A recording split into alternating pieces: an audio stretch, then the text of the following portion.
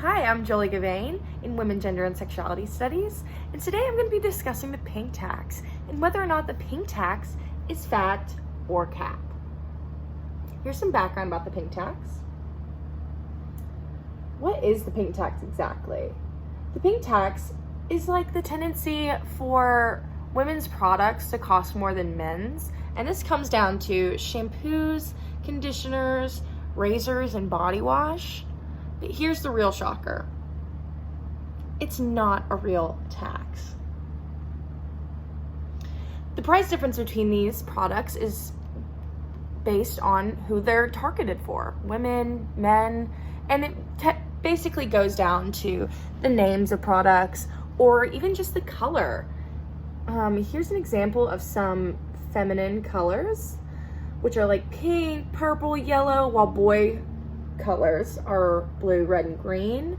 And I just want to state that these are just society's thoughts about colors and how they should, like, whether they're feminine or masculine. Okay, and here we have a chart discussing the averages of these products for men and women, and it ended up being that women's products were 13% more than all the men products. And you probably think this is just adult products, more like, oh, these are just things that, perfumes and stuff like that, but you're wrong. Here's an example of two helmets, the exact same brand, the exact same type. While the women's cost $27.99, the men's only cost $14.99. So this is an issue throughout all age groups. But don't worry, I'm here to tell you if it's fact or cap.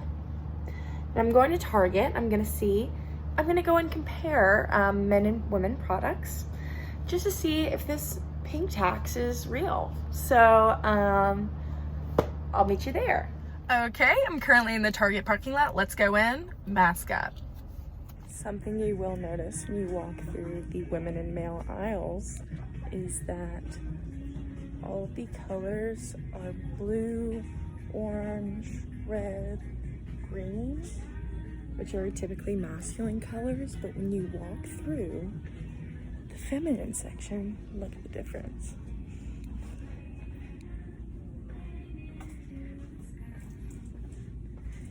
It is a bunch of pinks, purples, more feminine colors, more light colors that are considered feminine. Okay, the first thing we're gonna look at is shampoo and conditioners. We're gonna try to find ones that are similar to men's and women's.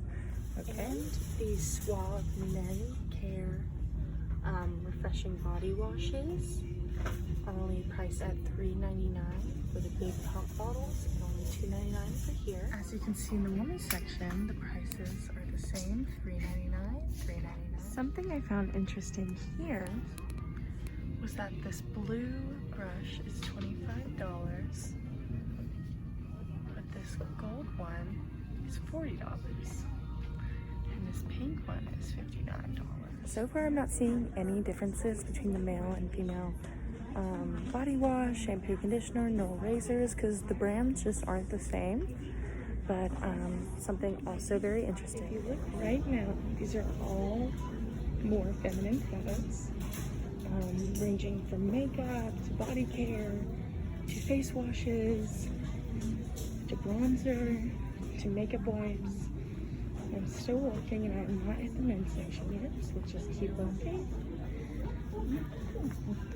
Still going, and then this is the male section from here to here. Now the crazy thing to me is that women are more or less required by society to wear all this makeup, have our hair pretty, have our skin clear, our legs hairless, our armpits, our bodies hairless. And men are not required to do that. So when you go and you look at that crazy span of how much women are required to buy compared to men, it shows that there is a price to pay for being a woman, or shall I say an extra price to pay. Okay, so now we are in the toy section, and we are going to be looking at boys versus girls toys for very similar items to see if the price differs at all. Okay, so instantly I see these two different eggs that seem to be the same brand, same area, same place. However, this rainbow cones egg is $24.99, while this Dino Ice Age egg is $19. There is a clear difference in prices here, one obviously being targeted towards boys and one being targeted towards girls. The price difference comes out to be $5.10.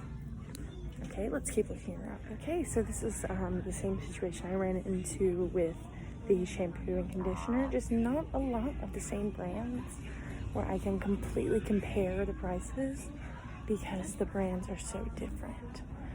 Let's head over to the clothing section and see if we can find anything similar, or this video is a bust. Okay, it's very obvious that the first thing you walk into Target, you see women's swimsuits. It's one of their biggest hits. So let's compare the prices of swimsuits for women and swimsuits for men. Majority of swimsuits for women come in two pieces, which are bikinis. And the prices of these are $17.99 per piece. All of these on this wall are $17.99 per piece. Let's see about these one pieces. $39.99 for a one piece. I am not shopping here. $39.99. Let's see over here. Oh, yep, it's still $17.99 per piece. Now let's go look in the men's section for swim trunks. Okay, so the men's section has a way smaller selection of swim trunks.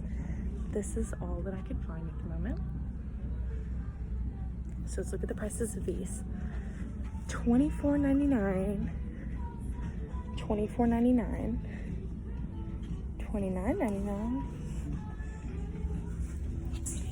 $24.19, and $19. Okay, so we can see a clear difference here. Comparing men's swimsuits to women's swimsuits. Women's are averaging about $35 plus tax, $35, $40 plus tax. And the men's are only averaging to about $24.99. Now I know what you're thinking. Well, you have to buy two pieces for the women's swimsuits.